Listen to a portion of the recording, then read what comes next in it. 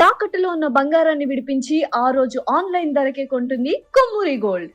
నమస్తే, welcome to Suman TV. నేను పద్మిని. ప్రస్తుతంతో పాటు ప్రముఖ ఆధ్యాత్మికవేత్త, దత్త ఉపాసకురాలు, శ్రీపాద శ్రీవల్లభ దత్తపీఠం వ్యవస్థాపకురాలు శ్రీమతి లతా దత్త గారు మనతో పాటు ఉన్నారు. మాట్లాడదాం. అక్క నమస్తే. అక్క నమస్తే రా. అక్క, సామూహిక గురు చరిత్రలో భాగంగా ఈనాటి ఎపిసోడ్లో 10వ అధ్యాయం. మరి ఈ 10వ అధ్యాయం మీరు ఆల్రెడీ చదివి వినిపిస్తూ ఉంటారు, క్లుప్తంగా తెలియజేస్తారు. అలాగే ఈ అధ్యాయం చదివితే ఉండేటటువంటి ఫలశ్రుతి కూడా తెలియజేస్తారు కాబట్టి మరి వినిపిస్తారా? తప్పకుండా పద్మిని. 10వ అధ్యాయం ఏంటంటే, భగవంతుడు ఎక్కడ ఉన్నా కూడా, అంటే మనకు కనిపించినా కనిపించకపోయినా ఆయన యొక్క ప్రెజెన్స్ మనకి దత్తభక్తులందరికీ నేను చెప్తూ ఉంటాను. మనము అనుభవించేవే అంటే ఎక్స్పీరియన్సెస్, భగవంతుడితో ఈ ఎక్స్పీరియన్సెస్. అలాంటి భక్తుడికి తన యొక్క అభయహస్తం ఇచ్చిన అధ్యాయమే ఈ 10వ అధ్యాయం. అద్భుతం. దాన్ని మొదలు పెట్టబోతున్నాము. నేనున్నాను అని తనను నమ్ముకున్న భక్తుడికి అభయహస్తం ఇచ్చి మళ్ళీ ప్రాణం పోసిన అధ్యాయమే ఇది. ఈ అధ్యాయము మనకి ఇక్కడ మంతెనగోడ అనే ప్రాంతం దగ్గర జరిగింది. ఆ అధ్యాయంని ఇప్పుడు మనం చెప్పుకుంటున్నాం. 10వ అధ్యాయం. శ్రీ గురుచరిత్ర 10వ అధ్యాయం. శ్రీ గణేశాయ నమః, శ్రీ సరస్వతీ నమః, శ్రీ గురుభ్యో నమః. నాయన, శ్రీపాద స్వామి సాక్షాత్తు భగవంతుడే. భగవంతుని మహిమకు అంతులేదు. ఆయన ఏమైనా చేయగల సమర్థుడు.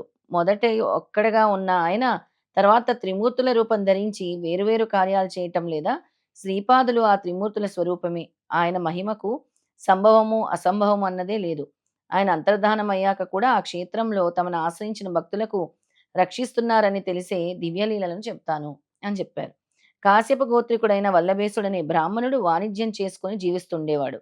అతని కుటుంబం చాలా పెద్దది. కురవపురంలో అంతర్హితుడైన శ్రీపాద స్వామి తమను సేవించిన భక్తులకు రక్షిస్తూ సూక్ష్మ రూపంలో ఆ క్షేత్రంలోనే ఉన్నారని విని అతడు స్వామికి పరమభక్తుడయ్యాడు.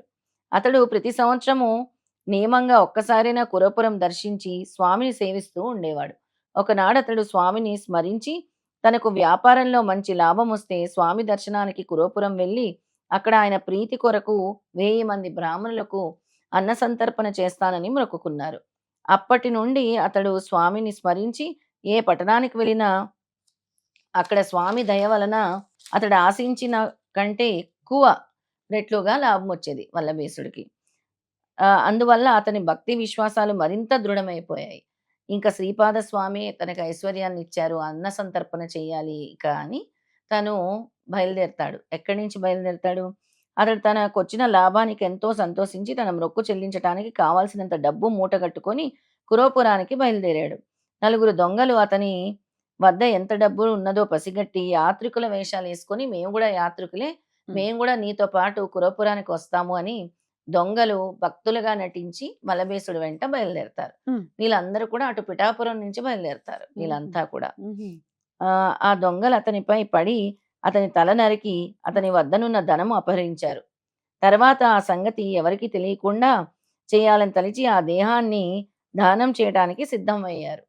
వల్లభేశుడు మరణించే ముందు చివరి క్షణంలో శ్రీపాద శ్రీవల్లభ అని స్మరించాడు.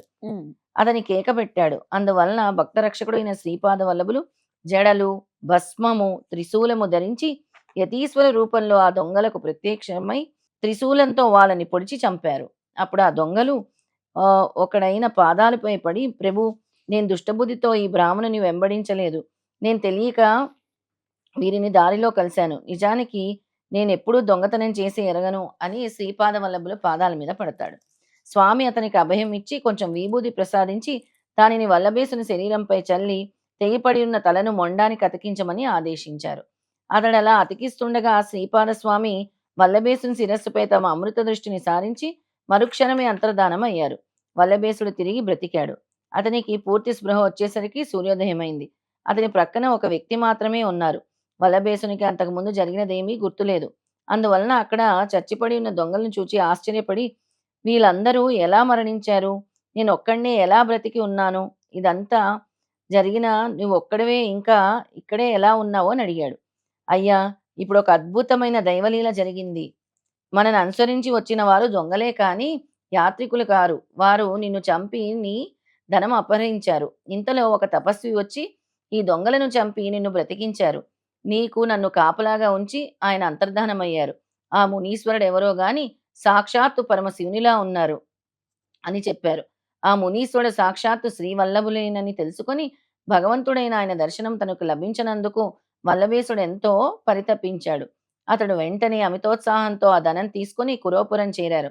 అక్కడ శ్రీపాద పాదుకులకు సకలోపచారాలతో పూజించి ముందు తను అనుకున్నట్లు 1000 మందికి కాక 4000 మంది బ్రాహ్మణులకు తృప్తిగా భోజనం పెట్టి దక్షిణ తాంబూలాలతో వారందరినీ సత్కరించి సంతోషపెట్టారు. ఈ విధంగా శ్రీపాద స్వామి కురోపురంలో అదృశ్యంగా ఉంటూ ఇలాంటి లీలలెన్నో చేశారు. నేటికి సజ్జనులకు అక్కడ ఆయన దర్శనమిస్తూనే ఉంటారు. అయినప్పటికీ ఆయన శ్రీ నృసింహ సరస్వతి యతిగానే వేరొక చోట అవతారం ఎత్తి లోకోద్ధరణ చేశారు. భక్తులు ఎక్కడున్నప్పటికీ శ్రీపాద స్మరణ చేస్తే చాలు వారికి స్వామి అభిష్టాలనిచ్చి రక్షిస్తాడు. అట్టి స్మరణకు అనుగుణమైన నామం తరతరాలుగా ఇలా ఉన్నది అన్నారు సిద్ధముని. దిగంబర దిగంబర శ్రీపాదవల్లభ దిగంబర, దిగంబర దిగంబర అవధూత చింతన దిగంబర. ఇంతటితో 10వ అధ్యాయం సమాప్తము. శ్రీ దత్తాయ గురువే నమః. శ్రీపాద శ్రీవల్లభాయ నమః. శ్రీ నృసింహ సరస్వతి నమః. రైట్. ఫలశ్రుతి ఏంటక్క? మనకి తెలిసి తెలియక ముందు ముందు వచ్చే సంకటాలు అంటే మనకి వచ్చే గండాలు సంకటాలు అన్నీ కూడా ఈ అధ్యాయం పారాయణం వల్ల తొలగిపోతాయి. అలాగే మనకి ధనాదాయం కూడా పెరుగుతుంది అధ్యాయం పారాయణం చేస్తే. ఇక నామస్మరణ చెప్పారు స్వామి. దిగంబర దిగంబర శ్రీపాద వల్లభ దిగంబర, దిగంబర దిగంబర అవధూత చింతన దిగంబర అని ఈ నామస్మరణ మన పీఠంలో కూడా నిత్యం చేస్తూనే ఉంటాం. ఇప్పుడు వార్షికోత్సవానికి కూడా ఇది చాలా విశేషంగా చేయబోతున్నాం. అద్భుతం అక్క. చాలా చక్కగా తెలియజేశారక్క. చక్కగా చదివి కూడా వినిపించారు. మరి మీరు కూడా కంప్లీట్ చేసిన తర్వాత శ్రీ గురుదత్త, జై గురుదత్త అని కమెంట్ చేయండి. అలాగే 10th చాప్టర్ కంప్లీటెడ్ అని కూడా కమెంట్ చేయండి. దీంతో పాటు అందరూ దిగంబర దిగంబర శ్రీపాద వల్లభ దిగంబర, దిగంబర దిగంబర అవధూత చింతన దిగంబర అనే నామజపం చేయండి. ఎంత వీలైతే అంత. అంత. థ్యాంక్ యూ సో మచ్ అక్క. నమస్తే. జై గురుదత్త. శ్రీ గురుదత్త.